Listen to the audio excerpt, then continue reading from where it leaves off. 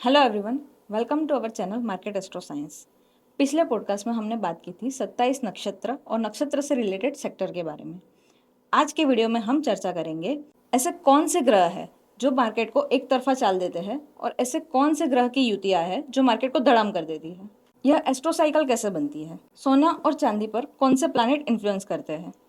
हम देखेंगे कि ऐसे कॉम्बिनेशन पास्ट में कब बन चुके हैं, उसमें मूवमेंट क्या आई है और फ्यूचर में ऐसे कॉम्बिनेशन कब बनेंगे। आज हमारे साथ है मिस्टर नरेश कुमार, जो 25 सालों से मीडिया के साथ जुड़े हुए हैं। 10 साल सर ने सीएनबीसी आवाज़ में काम किया है और अभी करंटली 15 सालों से पंजाब केसरी के साथ जुड़े हुए हैं।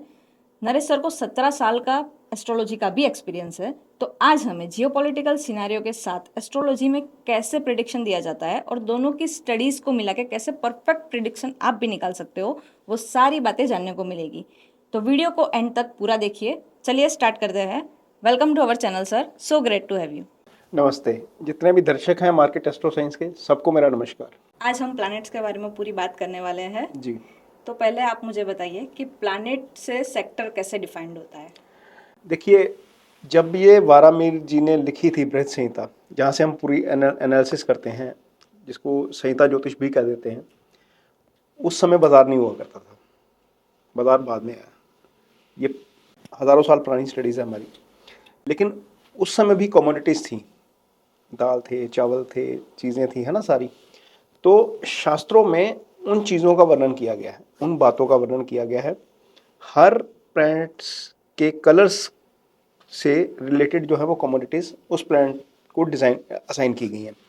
मान लीजिए आपने जुपिटर का हम बात करते हैं, तो जुपिटर कुंडली में 4 भावों का कारक होता है।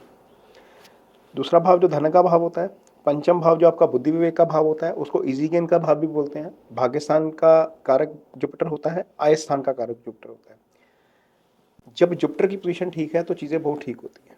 वो धन का कारक है। जुपिटर ठीक है तो बाजार ठीक है, जुपिटर खराब है तो बाजार खराब हो जाएगा। ये मेरा अपना एक्सपीरियंस बोलता है। ये 92 के बाद की स्टडी देख लीजिए, जब जब बाजार गिरा जुपिटर वीक था। ये आप आगे बताएंगे सारा।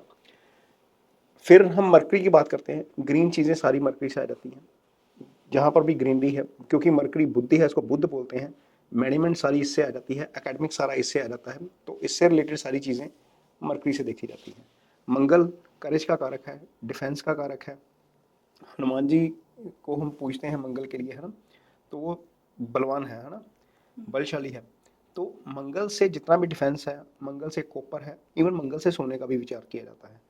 तो ये सेक्टर जो है, जो चीज़ें लाल रंग से संबंधित है, वहाँ पर हम मंगल की बात करेंगे। चंद्रमा की बात करेंगे।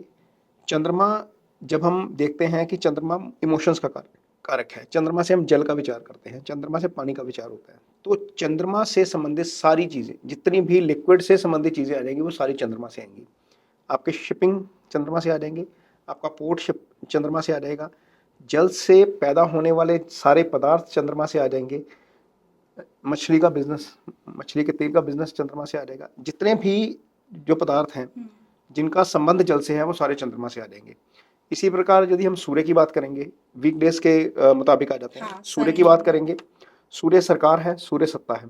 सूर्य को गोल्ड का भी कारक कहा जाता है। कई प्लैनेट्स हैं जो गोल्ड, जिनसे गोल्ड मूव करता है। तो वन बाय वन आ जाते हैं। सूर्य जो है वो सरकार है। पीएसयू सारे सूर्य से देखेंगे। स्टॉक मार्केट में हाँ, हम पूरा सन बिल्कुल। से। हाँ, स्टॉक मार्केट में यदि हम सन से को विचार करना है, तो एनर्जी का विचार सन से किया जाएगा, पीएसयू का विचार सन से किया जाएगा। एनर्जी खासतौर पर सोलर एनर्जी, जहाँ से सन के जरिए पावर आती है। तो ये चीज़ें सारी हम सन, इसका विचार हम सन से करेंगे। सन से सारी फसलें हैं, सन से सारी कमोडिटी है।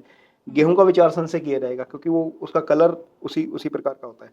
तो कुछ कमोडिटीज़ हैं जिनका विचार सन से किया जाएगा। इसी प्रकार जैसे मैंने मून से बताया कि मून जल तत्व है, तो जल से पैदा होने वाले जितने भी पदार्थ हैं, भले वो चावल है, हम मार्केट की बात करेंगे तो शिपिंग सेक्टर है, पोर्ट्स है, मिल्क का बिजनेस है, डेयरी प्रोडक्ट्स है, ये सारे हम चंद्रमा से देखेंगे।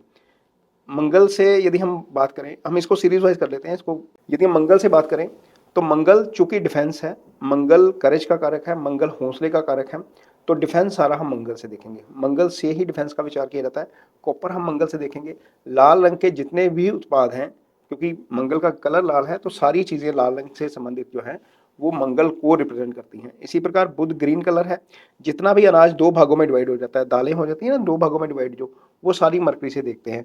मरकरी से ग्रीनरी आती है, सारा ग्रीन एलिमेंट सारा मरकरी से आएगा। पर सर स्टॉक मार्केट में मर्क्यूरी किस सेक्टर को डिफाइन करता है? स्टॉक मार्केट में यदि हम देखेंगे तो मार्केट में बैंकिंग और मैनेजमेंट, इनसे संबंधित जितनी भी कंपनीज हैं, फाइनेंस भी मरकरी से देखेंगे। मेजरली फाइनेंस जो होता है वो जुपिटर से देखा जाता है। ये दोनों ही प्लैनेट जो हैं वो मार्केट को ड्राइव करते हैं। जब और सबसे बड़ी बात यह है कि मरकरी इनर सर्कल का प्लैनेट है। ये 28 दिन में राशि बदल जाता है, 21 दिन में राशि बदल जाता है। वीनस 28 दिन में राशि बदल जाता है। तो इनका चूंकि ये इनर सर्कल में है, चूंकि ये करीब है, इसलिए इनका इम्पैक्ट ज़्यादा आता है।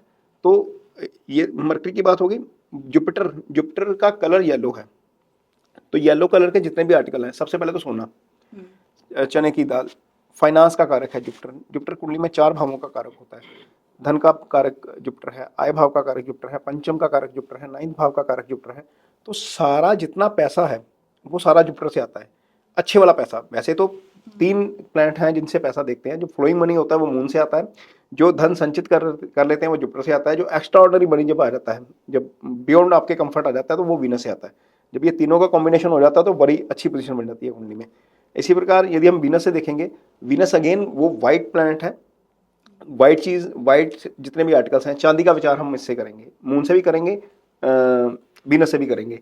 व्हाइट कलर के आर्टिकल, जितनी भी ब्यूटी है, जितना भी एंटरटेनमेंट है, चूंकि वो शुक्राचार्य है, वो दैत्य गुरु है, जितना भी लग्जरी से संबंधित चीज़ें हैं वो सारी वीनस से आएंगी। सब ब्यूटी प्रोडक्ट्स हो गए, मीडिया हो गया, एंटरटेनमेंट हो गया, आपके जो स्टॉक्स हैं जो लिस्टेड है मार्केट में, जैसे पीवीआर है, तो इस तरह के स्टॉक्स जो है, नायका है, हाँ नायका है, पीवीआर है, तो इस तरह के स्टॉक्स जहां पर एंटरटेनमेंट जुड़ा होता है या आपका कॉस्मेटिक्स जुड़ा होता है, वो सारा हम, इवन एफएमसीजी जहाँ से हमें लग्जरी मिलती है, वो सारा सेक्टर हम वीनस से देखेंगे। लार्ज कैप सारा वीनस से देखा जाएगा, क्योंकि लार्ज कैप में बहुत पैसा है। वीनस एक्सट्रीम धन का कारक है। लार्ज कैप सारा वीनस से आएगा। सैटर्न बेसिकली क्या है? सैटर्न आपके मेटल्स का कारक है। सैटर्न जितना लेबर से संबंधित काम है, रियल्टी सैटर्न से देखेंगे। आपको साइकिल समझाएंगे आगे, जैसे पिछले जब सैटर्न 11 राशि में थे तो कहाँ कहाँ तेजी आई, वो भी एक्सप्लेन करेंगे आगे। सैटर्न क्रूड का कारक है। ये सारी चीज़ें सैटर्न से चलती हैं। जहाँ पर काला रंग आ जाएगा वहाँ पर सैटर्न आ जाएगा। तो बहुत सारी चीज़ें हैं, पेट्रोलियम प्रोडक्ट्स आ जाएंगे सैटर्न से। तो बहुत सारी चीज़ें हैं जो प्लानिटरी इम्पैक्ट के हिसाब से चलती हैं। राहु की बात करेंगे, राहु और सैटर्न दोनों ही मेटल के कारक हैं। मेटल का कारक मंगल भी है, लेकिन कॉपर हम मंगल से देखेंगे, बेस मेटल हम सैटर्न और राहु से देखेंगे। तो मेटल के जो स्टॉक है, जी, जैसे कि सेल है, टाटा स्टील है, एनएमडीसी है। अब देखिए, आपने जो तीनों कंपनियों का नाम लिया, वो तीनों कंपनियां कोइंसिडेंटली सरकारी हैं। इसमें गवर्नमेंट का इन्फ्लुएंस है। वहां पर हम सन की भी बात करेंगे। यदि हम सेक्टर वाइज तो पकड़ लेंगे, क्योंकि जो शास्त्र में दिया गया है उसको सेक्टर वाइज पकड़ लेंगे। लेकिन यदि आप स्टॉक पे आएंगे तो स्टॉक का एक अलग पैरामीटर हो जाएगा चुनने का। उसको, उसके फंडामेंटल सारे देखेंगे, उसके टेक्निकल सारे देखेंगे। होता क्या है, जब कोई कंपनी, सरकार जिसमें स्टेक होल्डर हो जाती है, उसमें पॉलिसी मेकिंग का बहुत रोल हो जाता है। हम कहते हैं कि मेटल चलने वाला है, आप सेल खरीद लो। बाद में पता लगे स्टील को लेकर सरकार की कोई ऐसी पॉलिसी आ गई, सेल ड्राम हो गया 50%। मीन लोग तो कहेंगे ना, यार आपने बोला था कि मेटल खरीदो, नहीं खरीदो। सच में बोलो, नहीं खरीदो। इंडेक्स चलेगा, ये श्योर है। साइकिल बताएंगे अभी इसमें वीडियो में कि कब कब कैसे कैसे इंडेक्स चला। इंडेक्स चलेगा, स्टॉक को आइडेंटिफाई करना आपका काम है। मीन एक एस्ट्रोलॉजर आपको इतना जरूर मदद कर सकता है, बता सकता है कि कौन सा सेक्टर कब चलेगा। इस वीडियो में सारे सेक्टर बताएंगे। साइंस होती है ना, साइंस क्या करती है? साइंस एक चीज को आधार बनाती है, कुछ चीजों के ऊपर एक्सपेरिमेंट होता है, फिर वो देखते हैं कि कहां पर कौन सी चीजें किस तरीके से अलाइन हो रही हैं। इस वीडियो में इतना डाटा दे देंगे, इतना डाटा दे देंगे दर्शकों को कि आपके लिए आसान हो जाएगा कि कौन सा सेक्टर कब चलेगा, और आने वाली डेट्स आपको बताएंगे।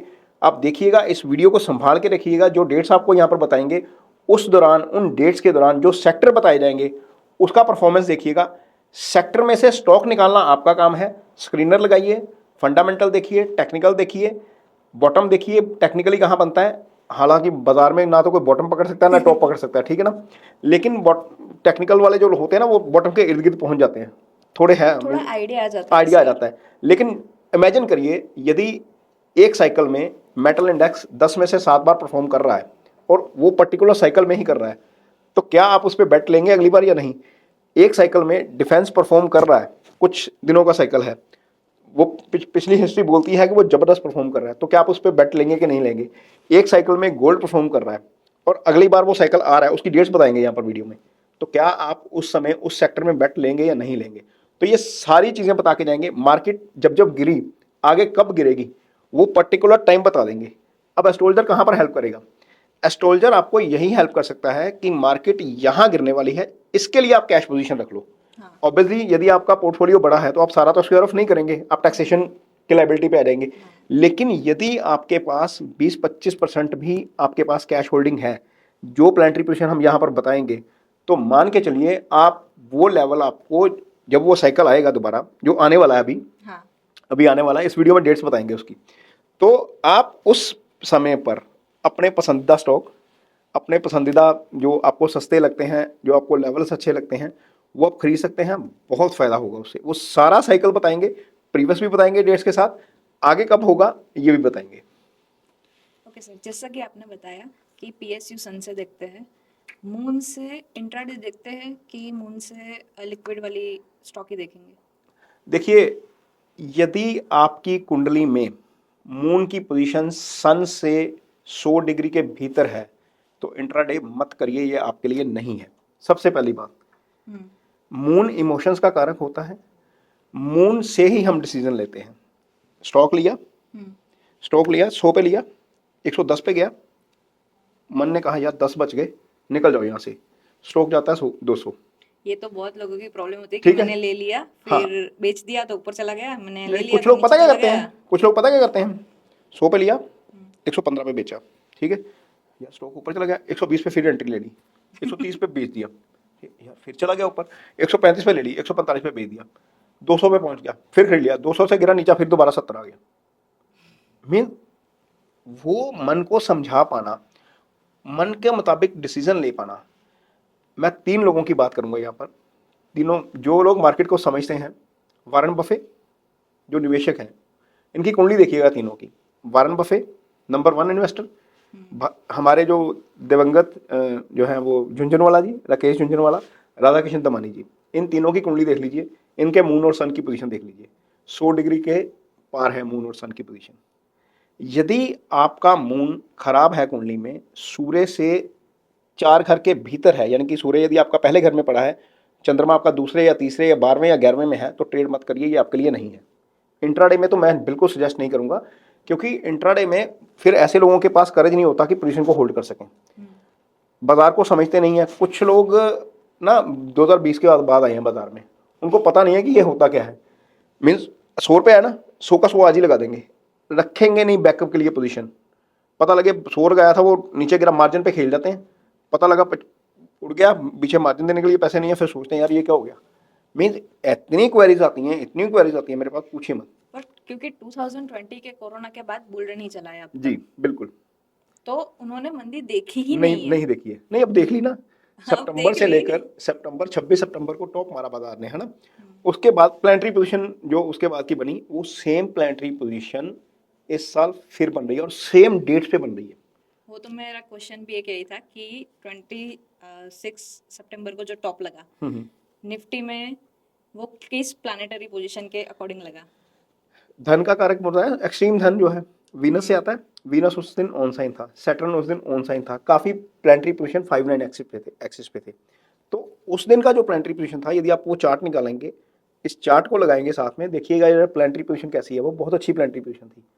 वो ऐसी प्लानिटरी पोजीशन बार बार नहीं आती।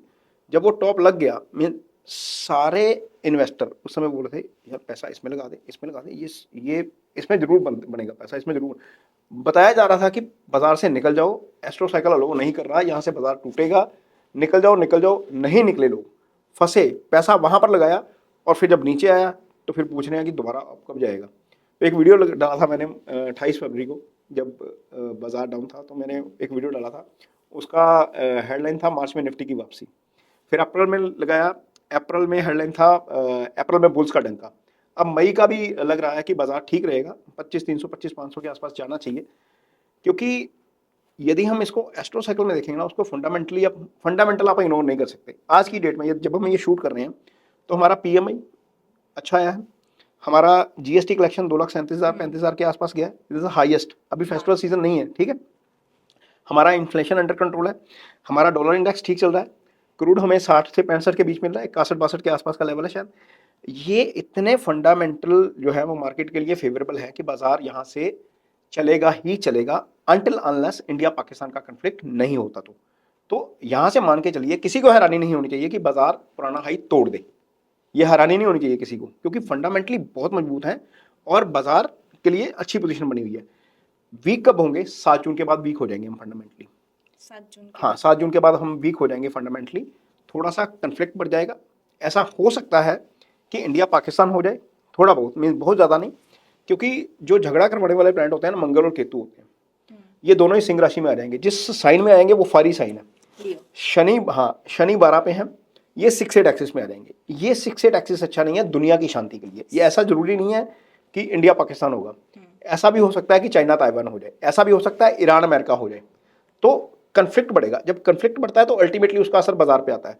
हम सिर्फ स्टार्स नहीं हमें सिर्फ स्टार्स नहीं देखने चाहिए, स्टार्स का इंपैक्ट जियोपॉलिटिकल पोजीशन पे क्या होगा, स्टार का इंपैक्ट कमोडिटी पे क्या होगा, वो यदि हम समझेंगे तो हम बाजार को इजीली प्रेडिक्ट कर सकते हैं, लॉन्ग रन के लिए प्रेडिक्ट कर सकते हैं। डेली का आप मेरे को पूछोगे तो सॉरी, ये बहुत मुश्किल है। डेली में आपकी कुंडली के ऊपर डिपेंड करेगा कि आपकी कुंडली में महादशा अंतरदशा प्रॉमिस कर रही है फायदे का कि नहीं कर रही। यदि आपकी महादशा अंतरदशा प्रत्यंतर दशा में भी चले जाएंगे, यदि वो प्रॉमिस कर रही है तो आप गिरती मार्केट में भी कमा जाओगे।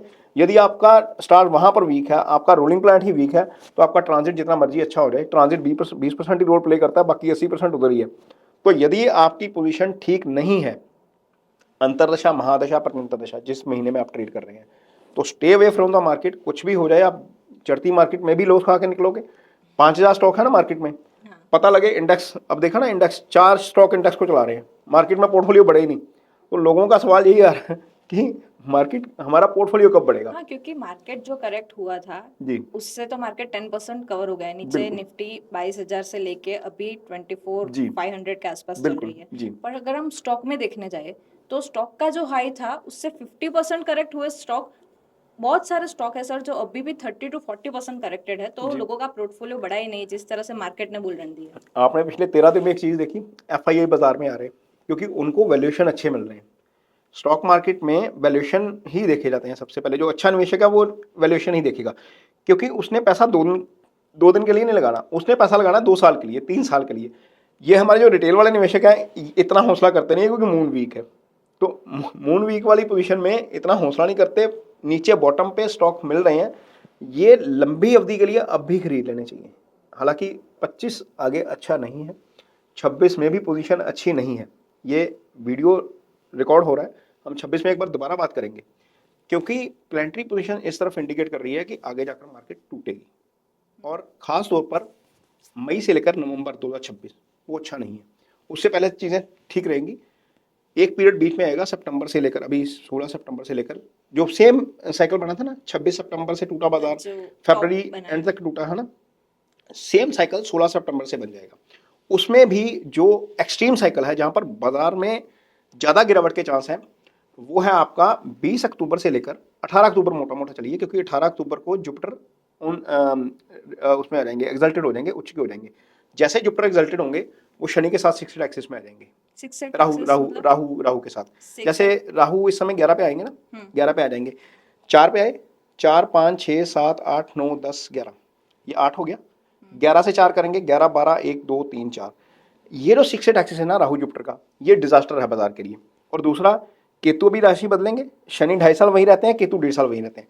शनि केतु का 6 बन जाएगा। शनि केतु मतलब आमने सामने कि जहां से हाउस नहीं, आमने सामने समसप्तक होता है, आमने सामने समसप्तक होता है। 6-8 होता है, एक प्लैनेट पड़ा है वहां से दूसरा प्लैनेट छठे में, और जहां पर वो छठे में पड़ा वहां से दूसरा प्लैनेट अष्टम में। अब शनि केतु 6 एक्सिस बनेगा, जुपिटर राहु 6 एक्सिस बनेगा। ये डिजास्टर कॉम्बिनेशन है बाजार के लिए, और ये बनेगा 18 अक्टूबर को इस साल। जुपिटर चूंकि शीघ्र गति चल रहे हैं, शीघ्र गति में चलकर जुपिटर 158 दिन में राशि बदल लेंगे। सामान्य तौर पर ऐसा नहीं होता, ऐसा 99 के साइकिल में हुआ था, फिर 1988 के साइकिल में हुआ था। और जब जुपिटर शीघ्र गति चले थे तो एक साल बाजार की परफॉर्मेंस थी निफ्टी की 17%, दूसरे साल थी 34%। 128 दिन एक बार चले, 134 में एक बार राशि बदले, गेन हो गया।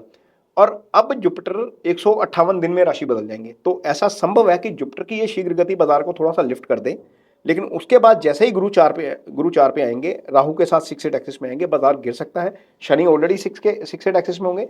ये पोजीशन आपकी रहेगी लगभग 26 फरवरी तक। तो हालांकि गुरु बदल जाएंगे, लेकिन गुरु राहु के साथ षटाष्टक टूटेगा, वो मंगल के साथ सूर्य के साथ षटाष्टक में आ जाएंगे। तो गुरु का 6 एक्सिस में होना, जब भी कोई कुंडली देखते हैं ना, कोई सामान्य कुंडली आती है हमारे पास, हम देखते हैं कि प्लैनेट 6-8 में कितने हैं। सबसे पहले उसका फंडामेंटल रूल है पहला, लगन से 6-8 में। यदि लगन से 6-8 में प्लैनेट है तो लगन वीक हो गया। जिस ग्रह से 6-8 में प्लैनेट है, जिस घर से 6-8 में प्लैनेट है, वो घर और वो वीक हो जाते हैं। जुपिटर चूंकि बाजार का कारक है, चूंकि फाइनेंस का कारक है, इसलिए जुपिटर जब जब 6 एक्सिस में आता है, बाजार टूटता है। आप 92 की कुंडली निकाल लीजिए, हर्षद मेहता वाला कांड, उस समय जुपिटर खराब हो गई थी पोजीशन जुपिटर की। सन 2001 की कुंडली निकाल लीजिए, जब .com बबल आया था, उस समय जुपिटर की पोजीशन खराब थी। ऐसा नहीं हो सकता कि बार बार वही पोजीशन बने। 2008 का साइकिल देखिए, 2008 में शनि गुरु ने राशि नहीं बदली थी, नवंबर 2007 में बदल गए थे, शायद नवंबर दिसंबर 2007 में। पूरा नवंबर तक 2008 में गुरु एक साइन में रहे थे, और उस समय गुरु की पोजीशन खराब थी, गुरु 6 एक्सिस में थे। जिस समय गुरु ने लास्ट में जाकर नवंबर दिसंबर में राशि बदली, तो बाजार को राहत आई थी। 2020 में भी वही पोजीशन हुई। वो बहाना था कोरोना, लेकिन ग्लोबली वो टूटा। गुरु शनि के साथ था। गुरु और शनि का एक्सिस 20 साल बाद बनता है।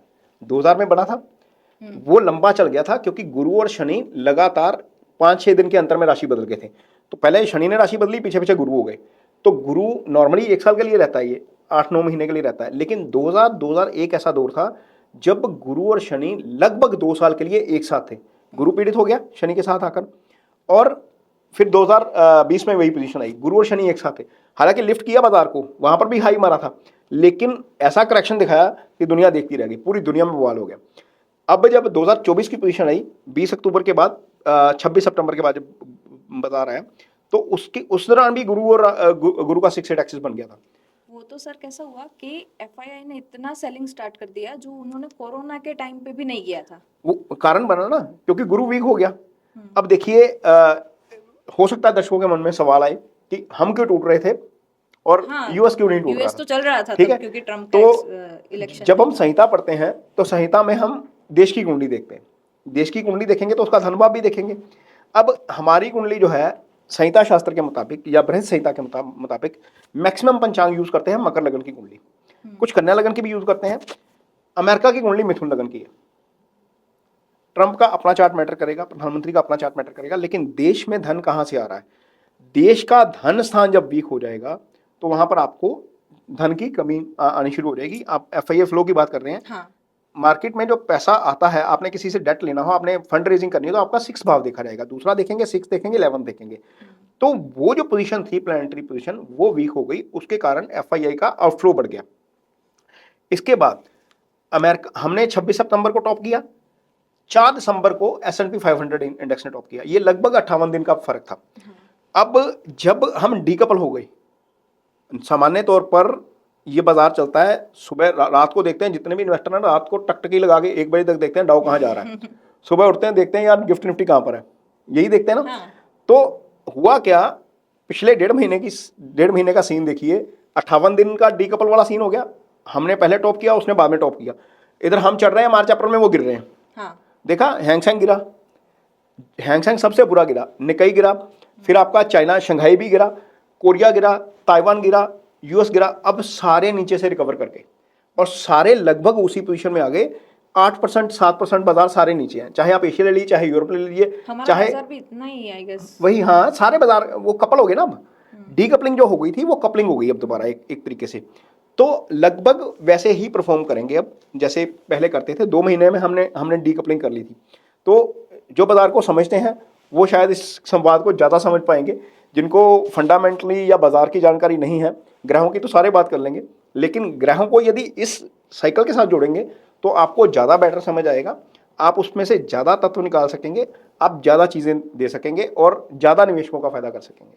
सर, अभी जो एफआईआई ने वापसी की है जी, अभी जब हम अप्रैल का महीना देख लें जी, मई में भी अभी बाइंग आ रहा है एफआईआई का, तो इस पर कितना रिलाई करते हैं? देखिए, ये लॉन्ग टर्म के लिए मुझे नहीं लग रहा। मैंने अभी जो बात बताई कि 7 जून को जैसे ही मंगल सिंह राशि में आएंगे, ये 6 एक्सिस में आ जाएगा शनि के साथ। तो जब निवेशक को क्या पसंद है, निवेशक को शांति पसंद है, चाहे वो डोमेस्टिक है चाहे वो विदेशी है।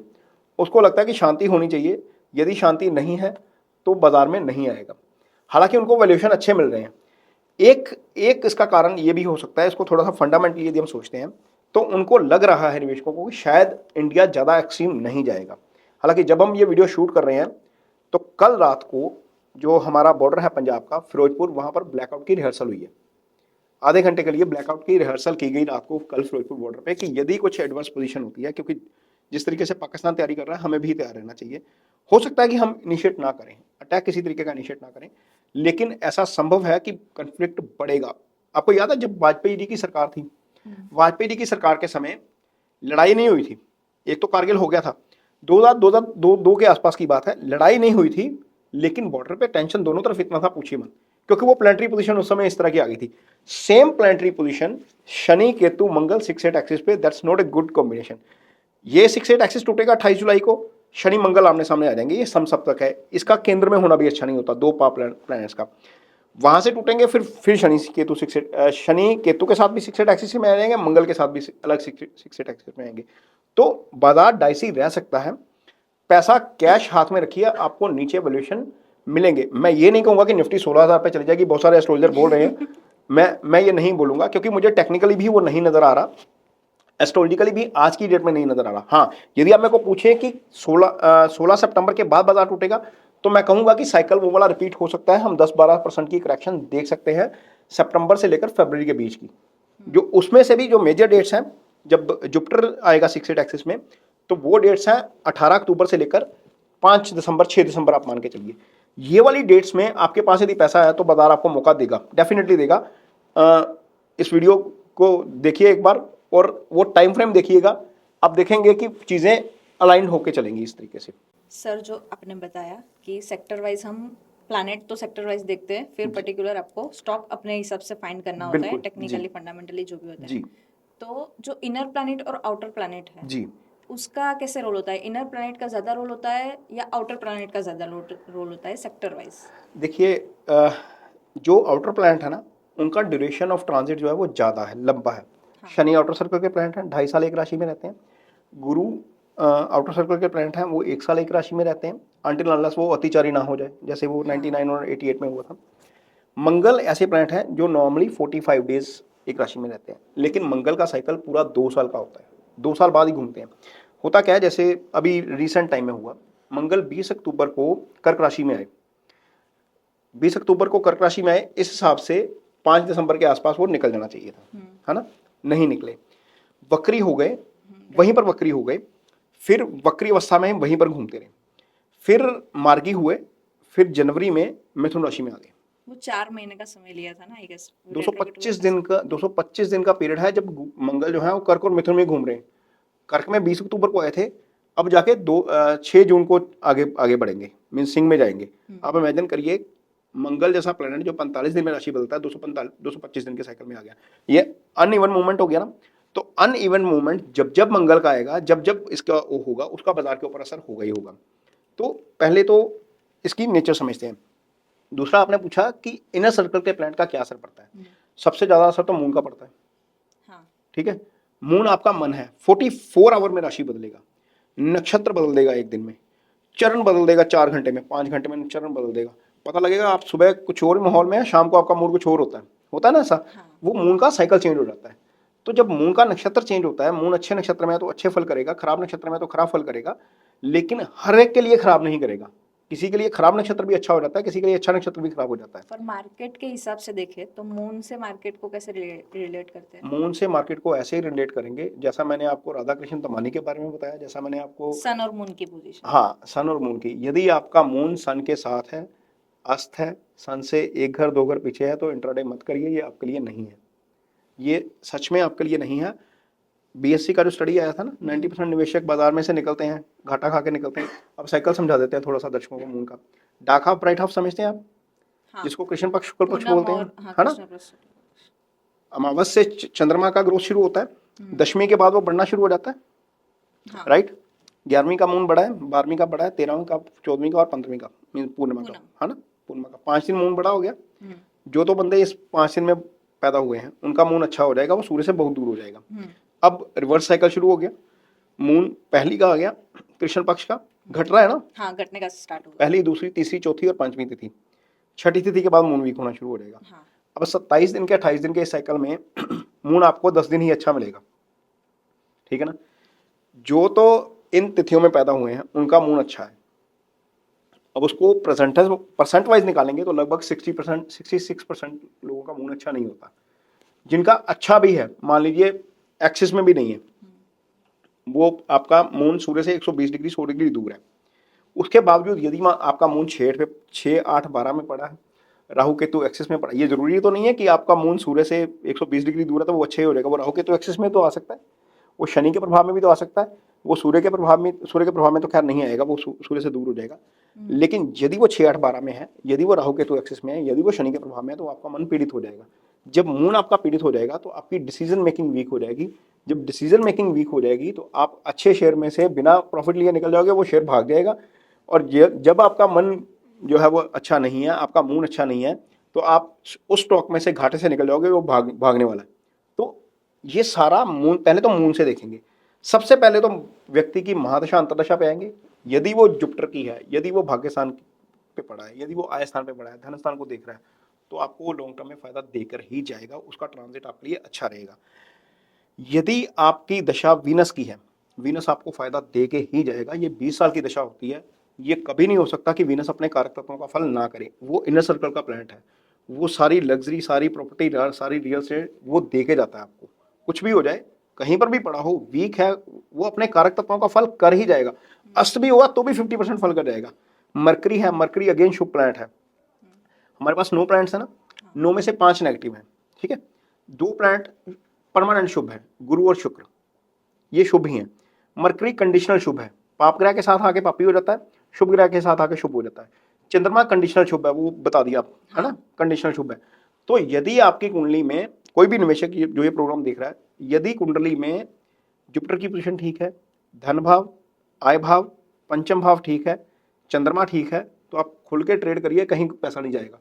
यदि आपकी कुंडली में ये प्लैनेट्स वीक है जी, आप सिर्फ कुछ ऐसे कॉम्बिनेशन बता दीजिए हमारे दर्शकों को कि वो कुंडली खोले तो उनको पता चल जाए कि ये कॉम्बिनेशन है, अगर ये इस हाउस में है तो हम कर सकते हैं। देखिए जुपिटर आपका यदि केंद्र या त्रिकोण या आय स्थान में है, केंद्र त्रिकोण या आय स्थान में है, तो काम कर सकते हैं, कर लेना चाहिए।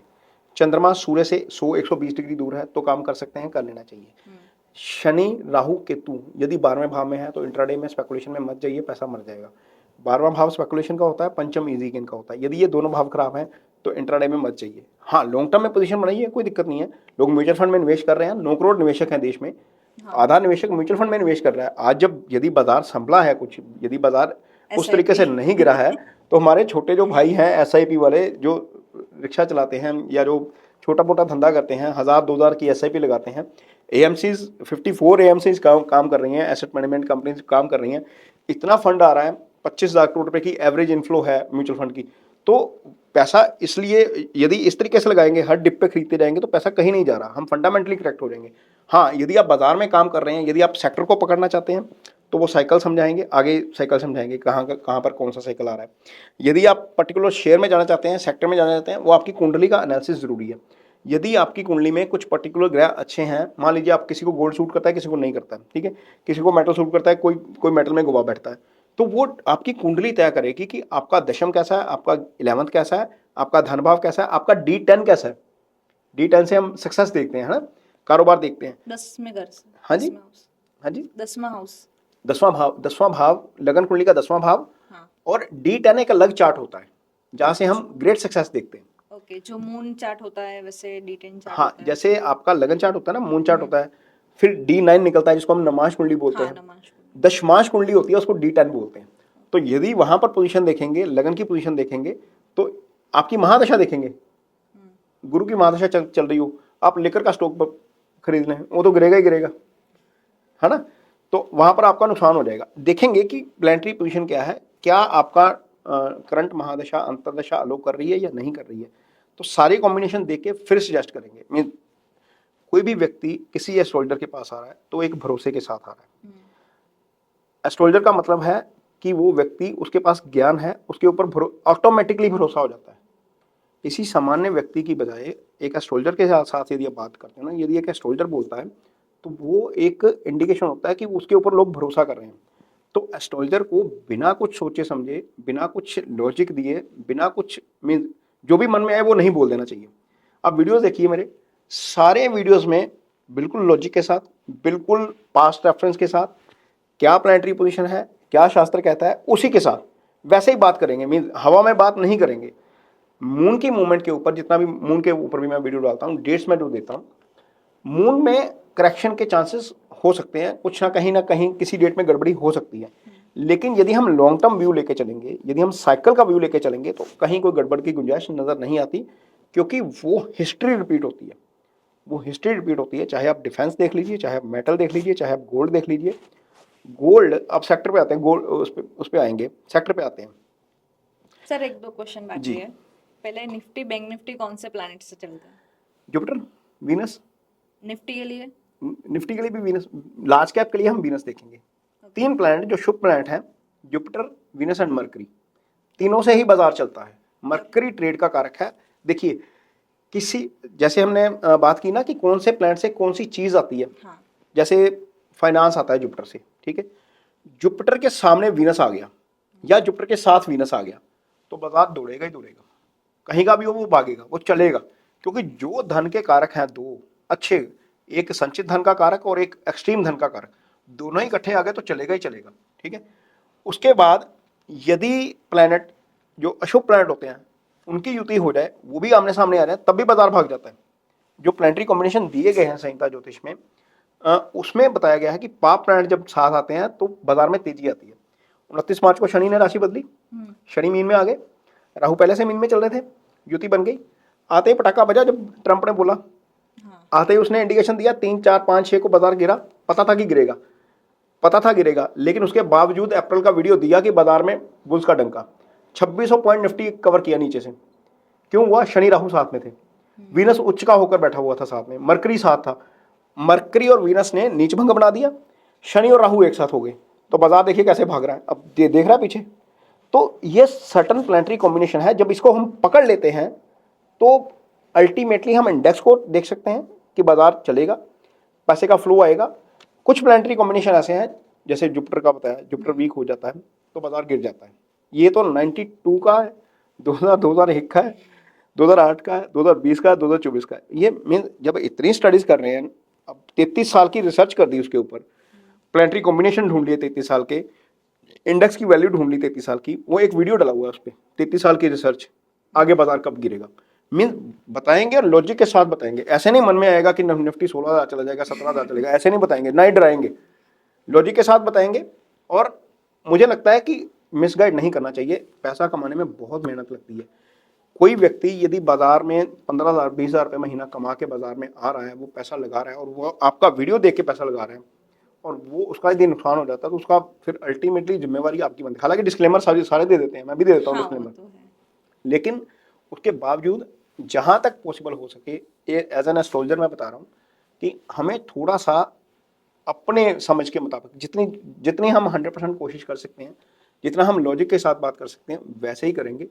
ऐसे नहीं करेंगे कि निफ्टी आज 50 पॉइंट ऊपर जाएगा, आज 200 पॉइंट ऊपर जाएगा, 300 पॉइंट। मेरे वीडियो में डेट्स में लेवल नहीं होते। मेरे वीडियो में सिर्फ मून की पोजीशन होती है कि मून की पोजीशन आज यहाँ पर है, हो सकता है कि बाजार यहाँ से गिरे या 2 बजे के बाद गिरे, 12 बजे, क्योंकि मून कभी भी राशि बदल देता है ना, तो नक्षत्र बदल देता है। तो नक्षत्र के मुताबिक मून की पोजीशन, मून यदि शुभ प्रभाव में है तो बाजार चल पड़ता है, मून यदि पाप प्रभाव में है तो बाजार में थोड़ी सी गिरावट आ जाती है, या पाप नक्षत्र में है तो प्रॉब्लम आ जाती है। और यदि मान लीजिए मून वीनस के नक्षत्र में है तो लग्जरी चल पड़ेगी आज। मान लीजिए मून सन के नक्षत्र में है तो ऐसा संभव है कि पीएसयू आज चल पड़े। मून यदि आप मान लीजिए शनि के नक्षत्र में है तो मेटल चल सकता है। तो जितनी कमोडिटीज बताई हैं स्टार्टिंग में वीडियो में, उसके साथ यदि मून का ट्रांजिट में संबंध बन जाता है, और अच्छे मून का, वीक मून का नहीं, साइकिल है ना मून का भी, और वो खुद ही वीक है बेचारा, वो कहाँ पर बाजार उसको चला लेगा सेक्टर को। तो वो सारी चीज देखेंगे, डार्क हाफ का मून है या ब्राइट हाफ का मून है। अमावस के दिन बाजार में बॉटम लग जाता है कई बार, मैक्सिमम केसेस में जितनी बड़ी गिरावट आती है अमावस के दिन आती है। मून इमोशंस का कारक है, मून जब फुल होता है तो समुद्र से ज्वार हटा जाता है, तो हमारी बॉडी में तो 70% पानी है, तो ये साइंस भी कहती है, ये हमारे शास्त्र सदियों से कह रहे हैं, हजारों साल से कह रहे हैं, वेस्ट आज मान रहा है। वो जो एक कोट है इसका आपके जेपी मॉर्गन का, जेपी मॉर्गन कहते हैं astrologers millionaires don't use astrology, billionaires do. तो उनको कुछ समझ आया ना इसमें। जेपी मॉर्गन जैसे जो बड़े व्यक्ति हैं जिनको बहुत समझ है बाजार की, उनको प्लानिटरी पोजीशन समझ आती है ना। वेस्ट का मार्केट एस्ट्रोलॉजी देखता है, यूरोप देखिए, आप यूके देखिए, फ्रांस देखिए, जर्मनी देखिए, बड़े इन्वेस्टर एस्ट्रोलॉजी की मदद लेते हैं, लेनी चाहिए, लेकिन डेली ट्रेडिंग में मत लीजिए प्लीज, फंस जाओगे आप, फिर बोलोगे यार एस्ट्रोलॉजर ने बोला था, फंस गए। ये मत करिए। यदि आपको पैसा बनाना है बाजार में, पैसा लॉन्ग टर्म में ही बनेगा, अच्छा बनेगा, सेक्टर आइडेंटिफाई कर सकते हैं कब चलेगा, साइकिल दे सकते हैं, और ये हो सकता है। मीन ये तो ठोक के बोलेंगे कि हो सकता है, और ये आगे देखेगा जब ये वीडियो रिलीज होगा, उसके बाद जब साइकिल चलेगा तो फिर हम बात करेंगे एक बार कि कौन सा साइकिल कब बोला था और क्या उस साइकिल में चल रहा है, कौन से साइकिल में गिरावट आने वाली है, कौन से साइकिल में बढ़ने वाला है।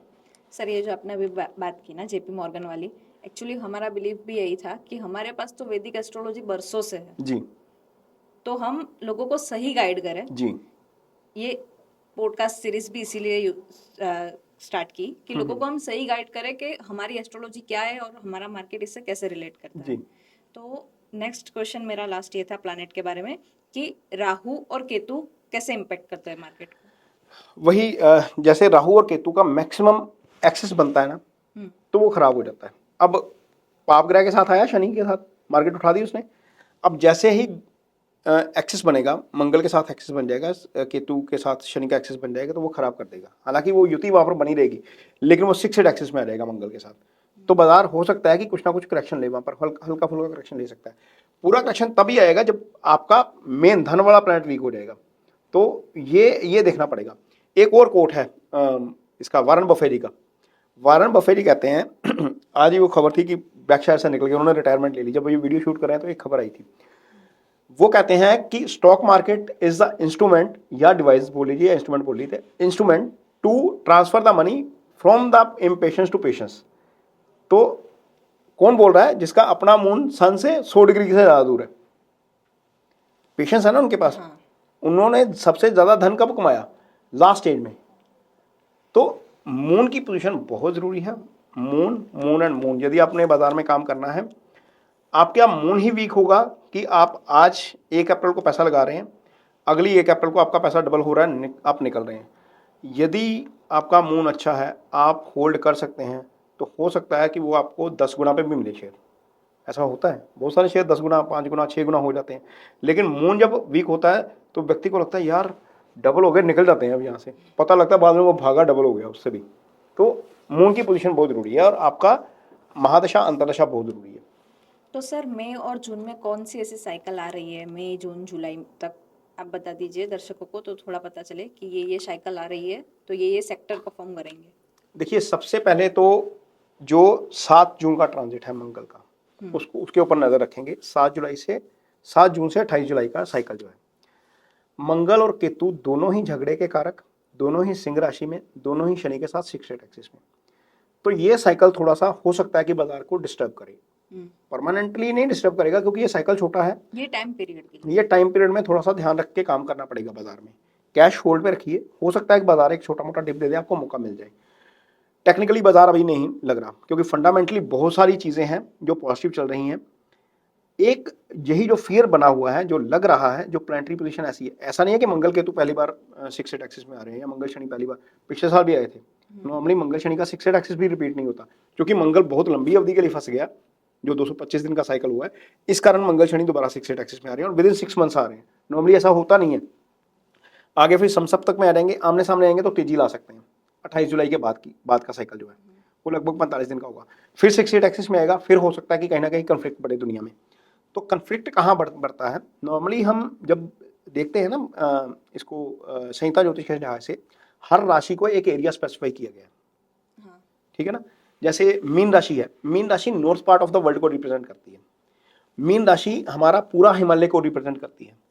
तो मीन राशि इस समय पीड़ित हो गई, शनि पाप पड़े हुए हैं, उसके ऊपर मंगल की दृष्टि चली जाएगी, तो नॉर्थ पार्ट ऑफ एरिया, ये जो कश्मीर वाला एरिया ना सारा, ये मीन राशि में ही आता है। और आपको पता है जो जिस दिन ये कांड हुआ, जिस दिन ये पहलगाम हुआ, शनि और राहु दोनों 1 डिग्री पे थे। This is called planetary war. और पता लग रहा था कि 20 और 25 के बीच में कुछ ना कुछ होगा, या तो नॉर्थ पार्ट ऑफ इंडिया होगा या नॉर्थ पार्ट ऑफ वर्ल्ड होगा, क्योंकि वैसे ज़्यादा संभावना इस चीज़ की थी कि कोई ना कोई नेचुरल डिजास्टर हो सकता था। लेकिन चूंकि हिस्ट्री इस तरीके से कहती है कि 2 असैसिनेशन हुए थे इसी कॉम्बिनेशन में, 1964 में और 1968 में। कैनेडी का जॉन एफ कैनेडी का असैसिनेशन हुआ था, एक और बड़ा असैसिनेशन हुआ था, मुझे अब नाम भूल रहा है। दोनों ही वेस्ट में हुए थे और दोनों ही नॉर्थ पार्ट ऑफ वर्ल्ड में थे। अच्छा। जब ये कॉम्बिनेशन देखेंगे ना कि कौन सी राशि में बना है, तो लग रहा था कि असैसिनेशन होगा, लेकिन इतने बड़े लेवल पर इंडिया में हो जाएगा ये शायद हम नहीं पकड़ पाए एज एन एस्ट्रोलॉजर। हाँ, इतना लग रहा था कि ये यहाँ पर कुछ पार्ट में होगा, हाँ, या वर्ल्ड में, हाँ, या लेकिन इतना लग रहा था कि इन 5 डेट्स के बीच बीच में कुछ ना कुछ पॉसिबल है। तो ये इंडिकेट हो रहा था। अब अगेन वो 12 राशि ही पीड़ित है, और 12 राशि अगेन वो वही एरिया हमारा हिमालय वाला पूरा, उसमें कश्मीर भी आ जाता है, उसमें पाकिस्तान का कुछ एरिया भी आ जाता है। तो क्या इंडिया सर्जिकल स्ट्राइक दोबारा कर सकता है? तो यदि ये मेरे से पूछें तो जवाब है यदि ये होगा तो 7 जून से लेकर 28 जुलाई के बीच बीच में हो सकता है, संभव है। 2 थ्योरीज हैं इसमें, एक ट्रू राहु होता है, एक मीन राहु होता है। मीन राहु 18 मई को चेंज हो जाएगा, वो 6-8 एक्सिस में आ जाएगा केतु के साथ। ट्रू राहु होगा आपका 29 मई को, हाँ 29 मई के आसपास चेंज होगा। और मंगल केतु के साथ जब आ जाएगा तो ये परफेक्ट कॉम्बिनेशन बन जाएगा लड़ाई वाला। क्या ये लड़ाई यहीं पर लगेगी? ज्यादा चांसेस यहां पर है, लेकिन हो सकता है चाइना ताइवान भी हो जाए, हो सकता है ईरान अमेरिका भी हो जाए। तो कंफ्लिक्ट बढ़ सकता है, बाजार में ऐसी नेगेटिव खबरें आएंगी, उससे बाजार के ऊपर इसका असर आ सकता है। हम जियो पॉलिटिक्स भी देखेंगे, हम पोजीशन भी देखेंगे, हम जुपिटर की पोजीशन भी देखेंगे। जुपिटर जब 3 राशि में आ जाएंगे 15 मई को जो हो जाएगा, वो शनि के केंद्र में आ जाएंगे। शनि इस समय 12 पे हैं, वो 3 पे आ जाएंगे, है ना। तो जब 12 पे शनि बैठे हैं तो गुरु जो है वो शनि के प्रभाव में आ जाएंगे। हालांकि दृष्टि नहीं पड़ेगी, चौथी दृष्टि नहीं होती शनि की, शनि तीसरी दृष्टि से देखते हैं, है ना। इस समय शनि के प्रभाव में है गुरु, लेकिन शनि के केंद्रीय प्रभाव में आ जाएंगे। गुरु जैसे ही 3 पे आएंगे, केतु आपका राहु आपका 11 पे है, वो दृष्टि प्रभाव में आ जाएंगे, शनि के केंद्र में आ जाएंगे, राहु के दृष्टि प्रभाव में आएंगे। इसके बावजूद गुरु ज्यादा पीड़ित नहीं होंगे। गुरु ज्यादा पीड़ित कब होंगे? जब वो 6-8 एक्सिस में आ जाएंगे। शनि केतु का 6-8 एक्सिस बन जाएगा, राहु गुरु का 6-8 एक्सिस बन जाएगा, फिर प्लैनेट जो है वो ज्यादा पीड़ित हो जाता है, उससे ज्यादा नुकसान हो सकता है। उससे पहले मुझे कोई बड़ा फॉल नजर नहीं आ रहा बाजार में। ये फॉल आया तो सितंबर के बाद आएगा, ज्यादा चांसेस वही डेट 18 अक्टूबर से लेकर 6 दिसंबर के बीच के हैं, लेकिन हमें कॉन्शियस रहना पड़ेगा फरवरी तक। वो साइकिल 2024 वाला फिर रिपीट होने जा रहा है। एक्सिस जो है वो बड़ा खराब है। मैं चाहूंगा यदि आप एडिटिंग करेंगे तो एक बार 20 अक्टूबर 2024 की कुंडली और 20 अक्टूबर 2025 की कुंडली एक ही फ्रेम में दर्शकों के सामने रखिए, वहां पर 6-8 एक्सिस बताइए कि 2024 में क्या 6-8 एक्सिस था, 2025 में सेम 6-8 एक्सिस कहां पर आ रहा है। दर्शक ज्यादा अच्छे तरीके से समझ सकेंगे। आपका एडिटर उसको हो सकता है उसमें काम करना पड़ेगा, लेकिन सेम प्लैनेटरी पोजीशन वो आ रही है, वहां पर हमें सावधान रहना पड़ेगा, हमें कैश पोजीशन पे बैठना ही पड़ेगा। ओके सर, एक जो आपने बताया कि वर्ल्ड वाइड कुंडली, जगत लग्न कुंडली जिससे बोलते हैं, वो देखते हैं जी, उससे उसमें टाइम और वो कैसे देखते हैं और प्रेडिक्शन कैसे होती है? हर साल जब पंचांग बनता है, चैत्र मास की प्रतिपदा तिथि होती है, उस समय हमारा संवत शुरू होता है इंडिया में। आज का जो संवत शुरू हुआ है वो 29 मार्च को हुआ, ठीक है। अब ये साल चलेगा। उस संवत में जो प्लैनेटरी पोजीशन होती है, उस संवत में क्या हुआ, सूर्य वीक हो गई। अब हमने देखा कि ट्रंप एक दिन डिसीजन ले रहे हैं, दूसरे दिन रिवर्स कर रहे हैं, एक दिन डिसीजन ले रहे हैं, दूसरे दिन रिवर्स कर रहे हैं। ये इसलिए हो रहा है क्योंकि पावर का जो सेंटर का प्लैनेट है वो वीक है। अब ये नहीं है कि ये ट्रंप कर रहे हैं, दुनिया भर में यूटर्न देखेंगे और बड़े बड़े यूटर्न हो गए। बड़े हो सकता है हमारे एंड पे भी यूटर्न हो। अभी फिलहाल हम एग्रेशन में ना, वो धमकी के बाद, वो जो पहलगाम हुआ है उसके बाद हम थोड़ा सा एग्रेशन में, हो सकता है कि कोई ना कोई बुद्धि दे दे कि जंग में फायदा नहीं है। सुअर से लड़ाई करने का एक नुकसान होता है कि सुअर को मजा आता है, आप कीचड़ में सन जाते हो। पाकिस्तान चाहता है कि हम लड़ें, वो तो भिखमंगे हैं, सॉरी टू से। नहीं, सऊदी अरब ने बोल दिया, आपको दुबई ने बोल दिया, पाकिस्तान को ऑन रिकॉर्ड बोल दिया कि भिखारी मत भेजिए। ये ऑन रिकॉर्ड है। वहां पर भीख मांग रहे हैं ये लोग जाकर, और हमारे यहाँ पर आकर गोलीबारी कर रहे हैं। तो इनसे लड़ने का हमें नुकसान ज़्यादा है एज एन सिटीजन भी मुझे लगता है, इमोशन सबके हैं, मुझे भी दुख है कि हमारे देशवासी मर गए हैं, लेकिन इसको रिटेलिएट कैसे करना है, खैर वो ऊपर वाले ज़्यादा समझदार हैं। जो जोड़ी बैठी है गुजरात की, हम गुजरात में ही बैठे हैं, वो प्रधानमंत्री मोदी और अमित शाह ज़्यादा समझदार है इस मामले में, लेकिन इसका इम्पैक्ट इकॉनमी पे आएगा। इन्होंने बहुत मेहनत की है, 5 ट्रिलियन इकॉनमी की हम बात कर रहे हैं, काफ़ी इंफ्रास्ट्रक्चर पे काम किया है, इनकी टीम अच्छा काम कर रही है, लेकिन यदि हम जंग में जाएंगे तो 140 करोड़ की आबादी है हमारी, हम ग्रो कर रहे हैं, हम फास्टेस्ट ग्रोइंग कंट्री हैं, तो उसका असर आएगा बाजार के ऊपर। तो मुझे नहीं लगता कि ये इतना बड़ा बहुत बोल्ड स्टेप लेंगे। हाँ, हो सकता है उड़ी वाला मामला हो जाए, हो सकता है जो पुलवामा हुआ था वैसा कुछ रिटेलिएट बालाकोट हुआ था, सर्जिकल स्ट्राइक या ऐसा कुछ समझो। हाँ, हम इतने वेल इक्विप्ड हैं आज की डेट में, यदि मैं डिफेंस की बात करूं तो हम घर बैठे पाकिस्तान की धज्जियां उड़ा सकते हैं। मीन वो धमकी है, हमारे पास न्यूक्लियर है, हमारे पास भी है, मीन वो खैर वो अलग बात हो जाएगी, लेकिन मुझे लगता है कि जंग नहीं लगनी चाहिए। हाँ, प्लानिटरी पोजीशन बोल रही है कि कुछ ना कुछ डिस्टर्बेंस हो जाएगी, तो देखते हैं कि क्या डिसीजन लेते हैं, लेकिन 7 जून से लेकर 28 जुलाई का पीरियड थोड़ा सा खराब है इस लिहाज से। वर्ल्ड वाइड कुंडली जब हम देखते हैं उसमें टाइम और वो क्या लेते हैं, 0-0 लेंगे? नहीं 0-0 नहीं लेंगे, वैसे तो फिर हर साल सेम हो जाएगी। हाँ। सूर्य हर साल सिंह उसी राशि में आता है। अब जो कुंडली बनती है ना, जगत लगन कुंडली बोलते हैं उसको। सूर्य जब मेष राशि में आता है तो एक कुंडली बनती है उस टाइम की, मेष राशि में सूर्य प्रवेश करेंगे उस टाइम की कुंडली बनेगी। जैसे इस साल 14 अप्रैल सुबह 3:27 की कुंडली बनी शायद। तो वो जो जगत लगन की कुंडली होती है उस पे जगत में होने वाली घटनाओं के ऊपर जो है उसका विश्लेषण किया जाता है। उस चार्ट में जो राशि पीड़ित हो जाती है, क्योंकि राशियां डिफरेंट कंट्रीज को रिप्रेजेंट करती हैं, है ना, 12 मीर की जो हमारी बृहद संहिता है उसके मुताबिक, फिर वो राशि को एनालाइज करते हैं, फिर देखते हैं कि यार कहाँ पर डिजास्टर हो सकता है, कहाँ पर जंग हो सकती है, कहाँ पर कन्फ्लिक्ट बढ़ सकता है, तो वो राशियां देखते हैं, उसको एनालाइज करते हैं, तो समझ में आता है कि वो कौन से पीरियड में हो सकता है। यदि उस पीरियड में आपको लगता है कि चीज़ें हो सकती हैं या ट्रांजिट भी उस समय का पकड़ लेते हैं, तो फिर एडवाइस करते हैं इन्वेस्टर को कि थोड़ा सा यार इस अवधि में ध्यान रखिएगा, हो सकता है कि कोई ना कोई गड़बड़ हो। 3 कुंडलियां हम देखते हैं। भारत के लिए तीसरी कुंडली इसलिए इंपॉर्टेंट है क्योंकि हमारी एग्रीकल्चर इकोनॉमी सारी आज भी देश majority of the population agriculture पर डिपेंड करती है। तो उसके लिए सूर्य जब आर्द्रा नक्षत्र में प्रवेश करता है, हर साल प्रवेश करता है, वो उससे एक कुंडली बनती है जिसको हम आर्द्रा प्रवेश कुंडली बोलते हैं। ये 21-22 जून के की डेट होती है, लगभग सेम डेट ही होती है जब आर्द्रा नक्षत्र में सूर्य हर साल प्रवेश करता है। उस समय जो कुंडली बनती है उससे हमें पता लगता है कि रेन का सीजन क्या रहेगा, रेनफॉल कैसा रहेगा। फिर जब संवत आता है, जैसे 29 मार्च को संवत आया, उस समय एक कुंडली बनती है जिसको हम बोलते हैं उस समय कैबिनेट बनती है, जैसे हमारी यूनियन कैबिनेट है ना, वैसे स्टार्स की कैबिनेट बनती है। जैसे इस साल का जो राजा निकला वो सूर्य निकला, मंत्री भी सूर्य निकल गया, मेघेश भी सूर्य निकल गया। वैसे डिफरेंट पोर्टफोलियो होते हैं, धनेश कौन सा होगा, है ना, डिफरेंट, जैसे सेंटर में डिफरेंट डिपार्टमेंट है ना, वैसे ये जो कंसेप्ट है ना डिपार्टमेंट वाला, ये एस्ट्रोलॉजी से है हुआ जो कैबिनेट है स्टार्स की। तो इस साल जो सूर्य है वो राजा है, मंत्री भी राजा है, मंत्री भी राजा है। नॉर्मली ऐसा नहीं होता, 2015 में शायद ऐसा हुआ था, सूर्य और राजा दोनों मंत्री हो गए थे। और मेघेश वो भी सूर्य है। अब सूर्य ड्राई प्लैनेट है, हमारा स्काईमेट बोल रहा है, हमारा आईएमडी बोल रहा है, इंडियन मेट्रोलॉजिकल डिपार्टमेंट बोल रहा है कि रेन अच्छा है, लेकिन यदि आप एस्ट्रोलॉजिकली मेरे को पूछो तो रेन अनइवन है।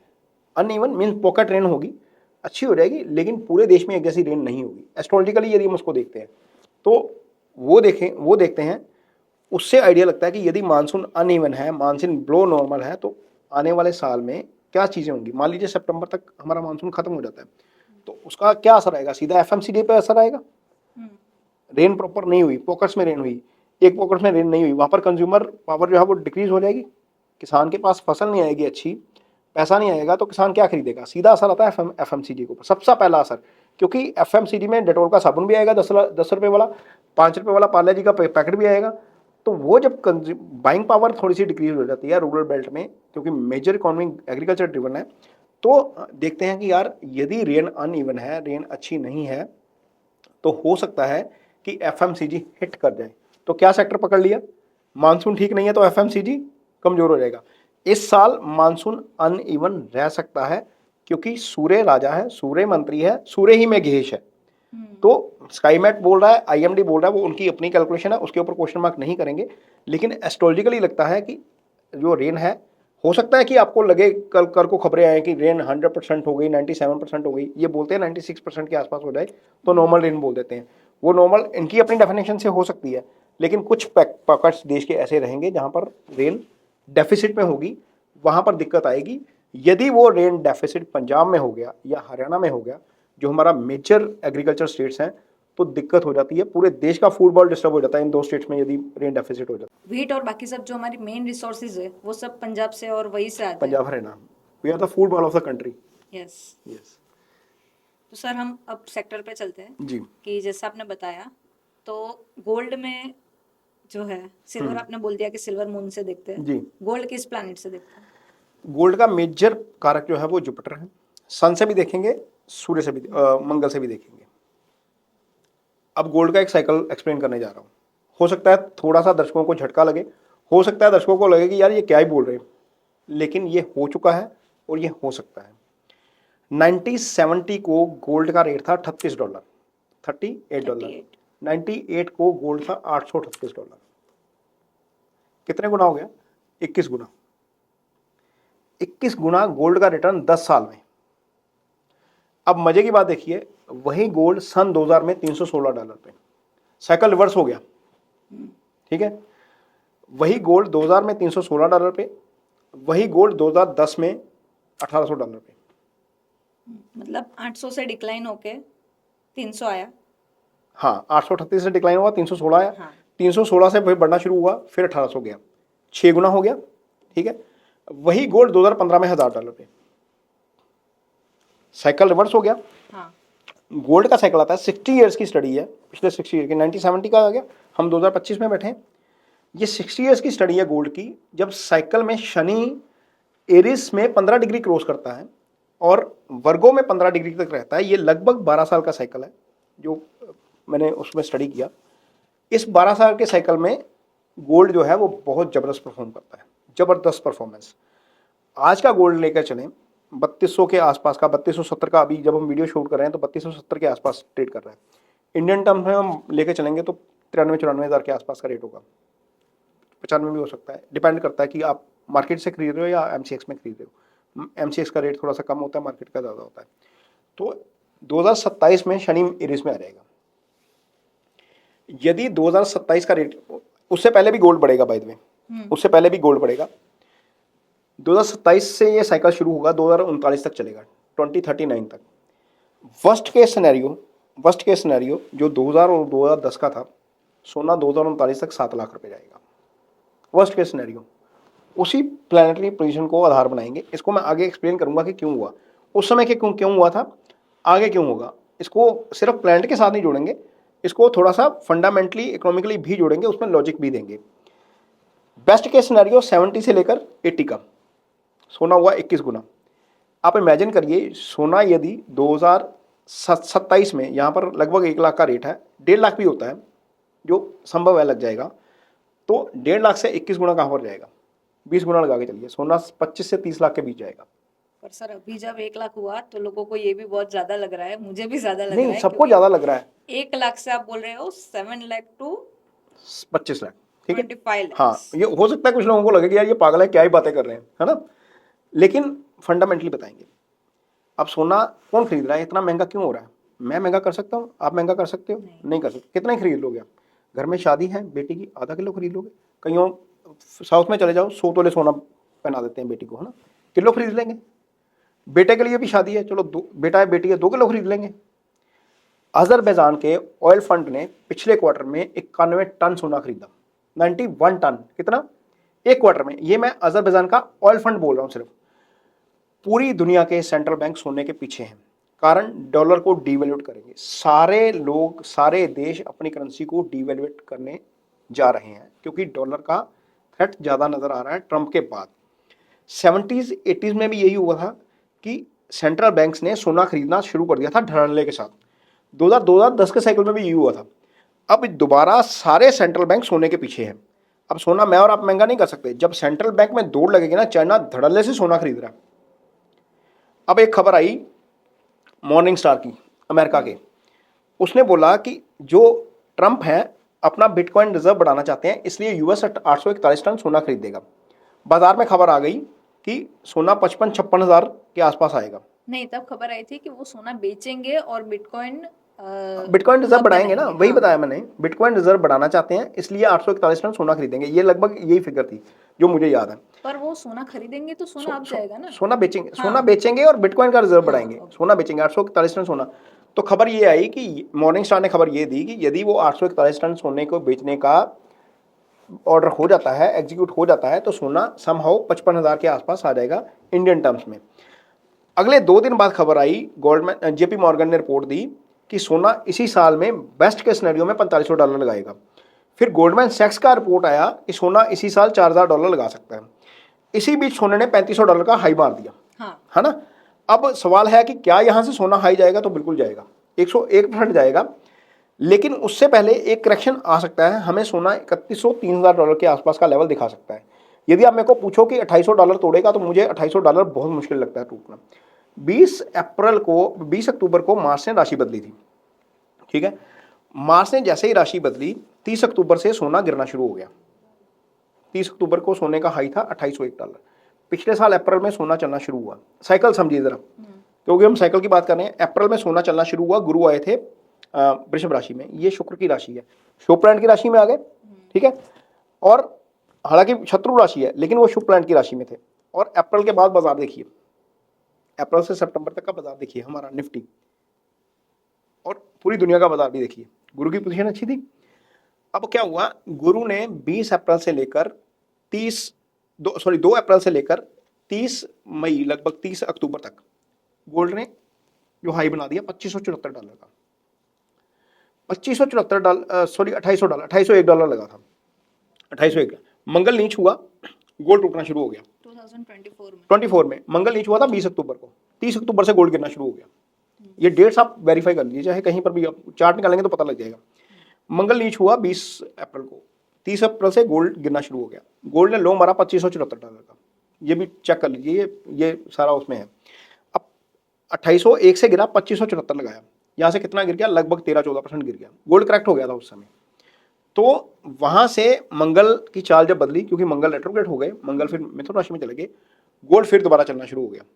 $2800 से उसने ऊपर हाई मारा 3500 का। अब इसको $2800 को 3500 पे लेके जाएंगे तो लगभग ये नीचे से 22-23% चल गया, 23-24% चला शायद। तो जब कोई कमोडिटी 25% 24% चल रही है एक तरफा साइकिल में, और प्लानिटरी पोजीशन अब वही दोबारा आ गई, मंगल फिर कर्क में आए, 2 अप्रैल को आए थे, 3 अप्रैल को गोल्ड गिर गया। मैंने अपने उस पर लिखा था कि गोल्ड जो है वो सेल करो, सेल वाली पोजीशन आ गई। अब वो गोल्ड 3 दिन में 8-9% गिरा। हाँ। गिरा, फिर दोबारा उसने सपोर्ट लिया, फिर वहां से दोबारा उठा, और ये 1 हफ्ते में ही हो गया सारा कुछ। गोल्ड में मूवमेंट अभी बहुत आ रही है, बहुत मूवमेंट आ रही है। उसका रीजन ये है कि जो चाइना का कन्फ्लिक्ट हो गया ना, उसके साथ एस्ट्रोलॉजिकली तो बात करेंगे ही, थोड़ा सा जियो पॉलिटिक्स भी देखेंगे। तो जब चाइना और अमेरिका का कन्फ्लिक्ट हो गया, और कोई बोल रहा है कि 125% टैरिफ लगाएंगे, दूसरा बोल रहा है 145% लगाएंगे, हाँ। वो 225% टैरिफ पे आ गया।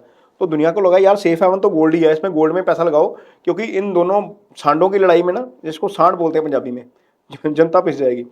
तो जो हैवी वेट है उसको पंजाबी में सांड बोल देते हैं। वो बुल होता है ना, बुल के झगड़े में नहीं पड़ते, में जो पड़ता है बुल उठा के फेंकता है उसको। तो हुआ क्या, जब, और अब ये बहुत संभावना है क्योंकि ट्रम्प थोड़ा सा ईज आउट हो रहे हैं, इसीलिए मैं बोल रहा हूँ कि थोड़ा सा रिवर्स होंगे डिसीजन, क्योंकि सन की पोजीशन वीक है। शी जिनपिंग भी थोड़ा सा झुकेंगे। यदि ये सेटलमेंट हो जाती है तो हो सकता है कि गोल्ड $2800 एक बार दिखा दे नीचे, उससे नीचे जाता नहीं लगता, क्योंकि वो डबल टॉप बना हुआ है। पहले 30 अक्टूबर 2024 का डबल टॉप, फिर उसके बाद डबल टॉप, $2800 डबल टॉप मारा, फिर वहां से उठा वो, ठीक है। तो अब $2800 के नीचे जाने की गुंजाइश नहीं लगती।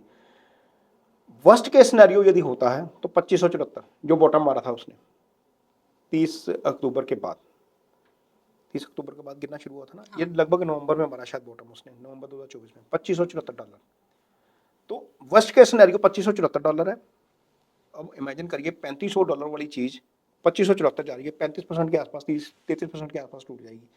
तो यदि वो इतना करेक्शन आ जाता है तो वहां से फिर वो रैली चलेगी ना, फिर वो जेपी मॉर्गन वाली बात ठीक है, वो $4000 लगा देगा साल में, हो सकता है। ऐसा लग नहीं रहा है मुझे भी, क्योंकि बहुत सारे लेवल्स है बीच में, 29 नहीं, वो टेक्निकल लेवल आप समझिए, उस चीज को समझिए, लेकिन मोटा मोटा बॉटम और मोटा मोटा जो प्लानिटरी इंपैक्ट ये जो आ रहा है ना शनि और केतु 6 एक्सिस, ये भी उसमें कुछ ना कुछ रोल प्ले करेंगे, गुरु वाला भी रोल प्ले होगा, क्योंकि प्लानिटरी साइकिल भी तो आ रहा है ना।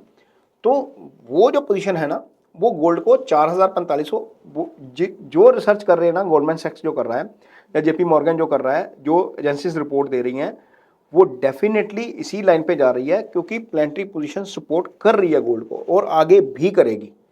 यदि आप अपने बच्चों के लिए गोल्ड बनाना चाहते हैं, जब भी गोल्ड नीचे आए इसको अकमुलेट कीजिए। ये हाथ में नहीं आएगा, ये लिटरली हाथ में नहीं आएगा, ये बहुत तेज भागेगा। 70-80 वाला साइकिल रिपीट हो गया तो फिर भूल जाइए, सुनारों की दुकानें बंद होंगी।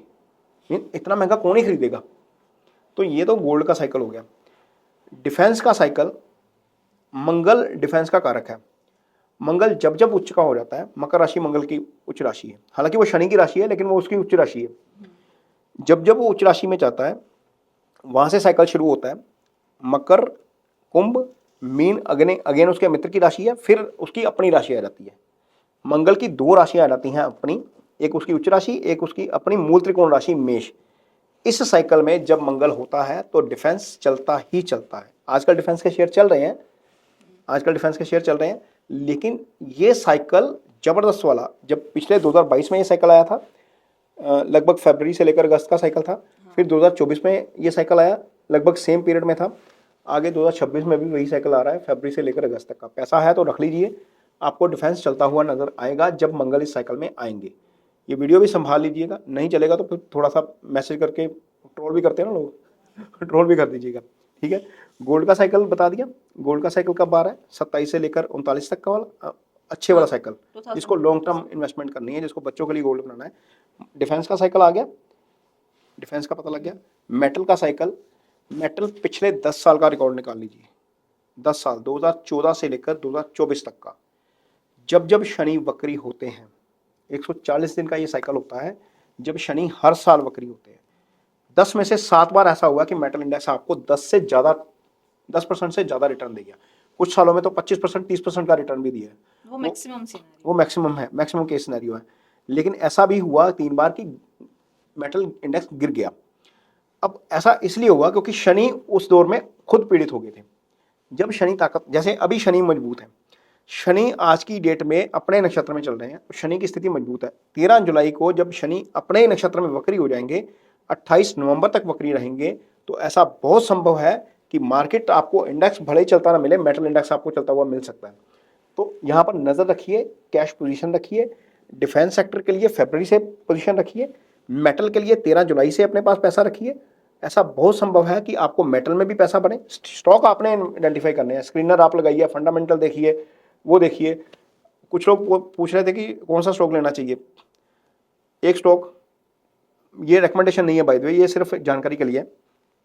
टाटा स्टील निफ्टी 50 में भी है, BSE 30 में भी है, मेटल इंडेक्स में भी है, ठीक है। लार्ज कैप का हो गया। जब पैसा लगाएंगे तो किसी ऐसी अच्छी कंपनी में लगाएंगे जहां पर आपके पास गुंजाइश ज़्यादा है, यानी कि वो फंडामेंटली, वो गिर भी जाए तो आपका पैसा गिरे नहीं, कैश में लगाएंगे। मैं आपको बोलूं कि यार मेटल के पेनी स्टॉक में पैसा लगा दो, कंपनी का कोई पता नहीं, को कुछ नहीं, को सारा कुछ फर्जी। बहुत सारे लोग, कंपनियां अभी भी जो स्थिति बनी है 1-2 कंपनियों के साथ, मैं नाम नहीं लूंगा, तो कंपनी अच्छी चुनिए। इंडेक्स मूव करेगा, निफ्टी का डिफेंस इंडेक्स मूव करेगा, मेटल इंडेक्स मूव करेगा, ये 2 डेट्स के साथ बता रहे हैं। गोल्ड मूव करेगा, अपना इंडेक्स टूटेगा, ये भी बता दिया। 20 अक्टूबर से 15 सितंबर से ये स्थिति बन जाएगी, लेकिन ज़्यादा स्थिति जो है वो 20 अक्टूबर से लेकर ये वाला साइकिल जो है 5 दिसंबर तक वाला, इसमें ज़्यादा चांसेस हैं। तो डेट्स को नज़र ध्यान में रखिए।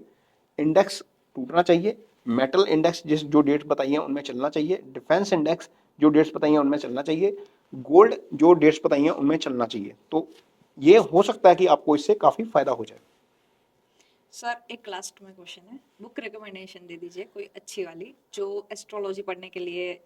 बहुत सारे, जो मेरा अपना पेज है ना, बहुत सारे लोग पूछते हैं कि फाइनेंशियल एस्ट्रोलॉजी कैसे सीखी। आप एस्ट्रोलॉजी सीख लेंगे।